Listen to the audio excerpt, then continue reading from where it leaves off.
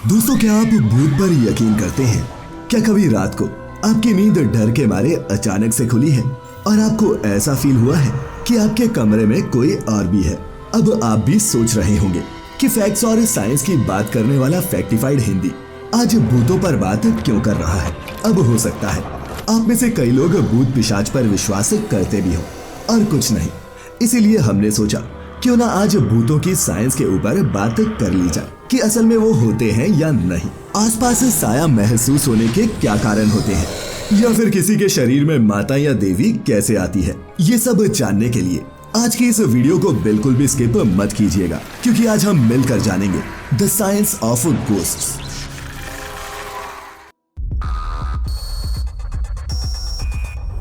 फैक्टिफाइड, facts on your face.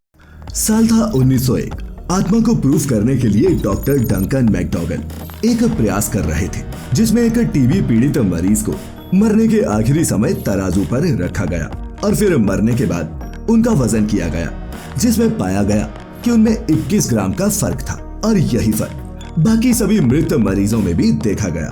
लेकिन जब यही ट्रायल कुत्तों पर किया गया तो उसमें कोई फर्क नहीं आया और डॉक्टर साहब ने मान लिया कि आत्मा वगैरह का पूरा खेल सिर्फ इंसानों से ही जुड़ा है। लेकिन कुछ सालों बाद साइकोलॉजिस्ट रिचर्ड वाइजमैन ने अपना काउंटर आर्गुमेंट देते हुए इस बात से इनकार कर दिया कि मौत के दौरान इंसानी शरीर हीट प्रोड्यूस करता है, जिससे स्वेटिंग होती है।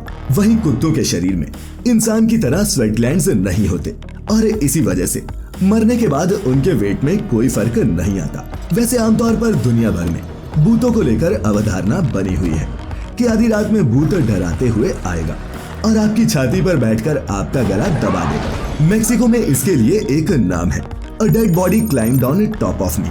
और इस भूतिया घटना को साइंस की दुनिया में स्लीप पैरालिसिस के नाम से जानते हैं। ऐसा कई बार आपके साथ भी हुआ होगा, जब आपकी चैन की नींद खौफनाक सपने में बदल जाती है और आपके दिमाग में भूतों की पूरी फिल्म चलने लगती है। बात आपकी जान तक आ जाती है। भूत आपकी छाती पर बैठकर आपका गला दबा रहा होता है, लेकिन आप चाहकर भी कुछ कर नहीं पाते, आवाज तक नहीं निकाल पाते। ऐसी सिचुएशंस में अक्सर पसीने से लथपथ हुए आपकी नींद अचानक खुलती है। लेकिन दोस्तों, ये कोई भूत नहीं, बल्कि ये कनेक्टेड होता है आपकी REM माने कि रैपिड आई मूवमेंट स्लीप से, जिसके बाद आपका आपके शरीर पर कोई कंट्रोल नहीं रहता और दिमाग सबकॉन्शियस माइंड में चलने वाले सेंसिटिव इंसिडेंट्स में कंफ्यूज हो जाता है। और इसे ही गोस्ट साइटिंग के रूप में भी एक्सप्लेन किया जाता है। दोस्तों, छाती पर बैठने वाले भूत को साइंस इसी तरह से एक्सप्लेन करती है। वहीं लोग एक दूसरी तरह की गोस्ट साइटिंग को भी फील करते हैं, जैसे कि कोई उनके आसपास मौजूद है, लेकिन असल में कोई होता नहीं। ये तो बस लोगों के दिमाग का भ्रम होता है।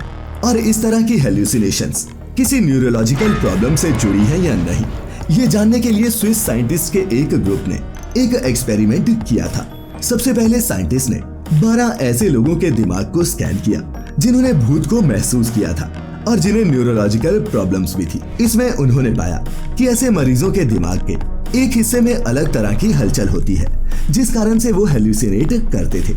फिर बाद में साइंटिस्ट ने एक्सपेरिमेंट के लिए 48 ऐसे हेल्दी वॉलंटियर्स को चुना जिन्हें पहले किसी भी तरह की पैरानॉर्मल एक्टिविटी का अनुभव नहीं था।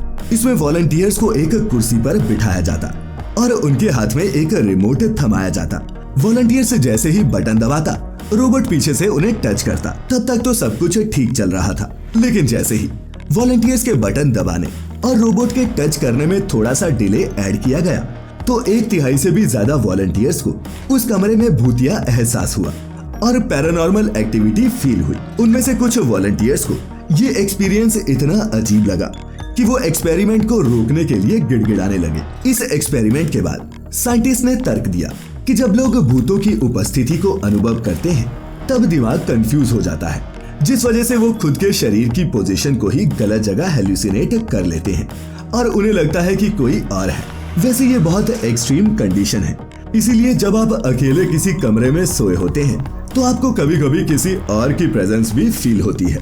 वहीं दूसरी तरफ पैरानॉर्मल एक्टिविटी करने वालों का मानना होता है कि भूत भी एक एनर्जी की फॉर्म है, जिसके आने पर मैग्नेटिक फील्ड में डिस्टरबेंस आती है। इसीलिए तो गोस्ट हंटर्स EMF मीटर्स जैसे कई इलेक्ट्रॉनिक डिवाइसेस का इस्तेमाल करते हैं ताकि उन्हें उस एनर्जी की प्रेजेंस समझ में आ जाए।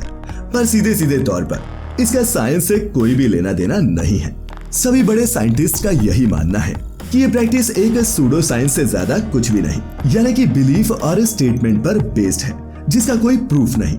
इसके अलावा साउंड की वजह से भी पैरानॉर्मल एक्टिविटीज को महसूस किया जाता है और इसके अलावा ठंड लगने जैसी फीलिंग और स्लीप पैरालिसिस भी महसूस हो सकता है।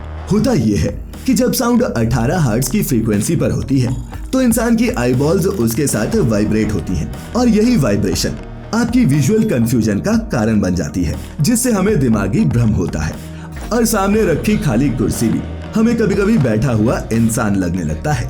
दोस्तों, कई बार ऐसा भी होता है कि लोग किसी की प्रेजेंस को नहीं बल्कि आवाज सुनते हैं और उन्हें लगता है कि उनके आसपास कोई शक्ति, भूत या पिशाच है, लेकिन असल में ये भी एक साइकोलॉजिकल प्रॉब्लम है जिसे साइंस की भाषा में ऑडिटरी वर्बल हेलुसिनेशंस कहते हैं। ठीक ऐसा ही 1990 में कोवेंट्री यूनिवर्सिटी के स्टूडेंट, स्टाफ और रिसर्चर्स के साथ भी हुआ, जब वो काफी डिस्ट्रेस और डिप्रेस्ड फील करने लगे। लैब टीम को तो दीवार पर किसी की परछाइयां दिखने लगी।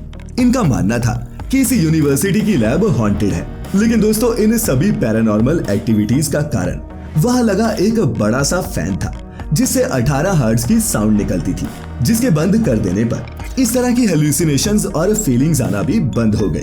अब दोस्तों आखिर में बात करते हैं इंसान पर साया या फिर भूत आने की। आपने भी कई बार सुना होगा कि किसी पर माता आ गई है तो किसी पर देवी, किसी पर पिशाच सवार हो गया है तो किसी पर जिन। लेकिन दोस्तों आपको साफ साफ बता दूं कि साइंस में इस तरह की चीजों के लिए कोई जगह नहीं है, क्योंकि विज्ञान का मानना है कि जिस व्यक्ति का दिमाग कमजोर होता है वो ही एक चीज के बारे में बार बार सोचता है और उसके बाद उसे वैसा ही महसूस होता है जैसा उसका दिमाग चाहता है।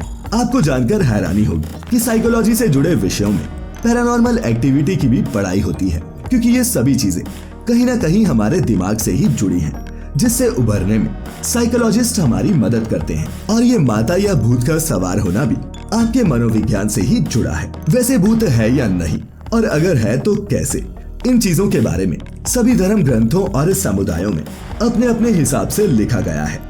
बाकी आज के मॉडर्न वर्ल्ड में साइंस कुछ इसी तरह से गोस्ट की प्रेजेंस को मानती है, जैसा कि मैंने आपको अभी बताया। बाकी भूत पिशाच जैसी चीजें असल जिंदगी में नहीं होती, बस हमारे दिमाग में होती हैं। इसीलिए ऐसी चीजों से कभी डरे नहीं, बल्कि अगर किसी को ऐसी प्रॉब्लम होती है तो झाड़ फूंक करवाने वाले की जगह किसी एक्सपीरियंस्ड साइकोलॉजिस्ट के पास जाएं, जो अच्छे से इस बीमारी को ट्रीट कर सके। खैर, भूत प्रेतों की साइंस पर आज की हमारी ये वीडियो आपको कैसी लगी नीचे कमेंट्स में बताना मत भूलना, और अगर अच्छी लगी है तो आप जानते हैं कि क्या करना है। मैं फिर लेकर आऊंगा फैक्टिफाइड हिंदी पर ऐसी ही और भी मजेदार इन्फॉर्मेटिव वीडियोस। तब तक अपना अपने चाहने वालों का ख्याल रखें, खुश रहें, और वीडियो पूरी देखने के लिए आपका बहुत बहुत शुक्रिया।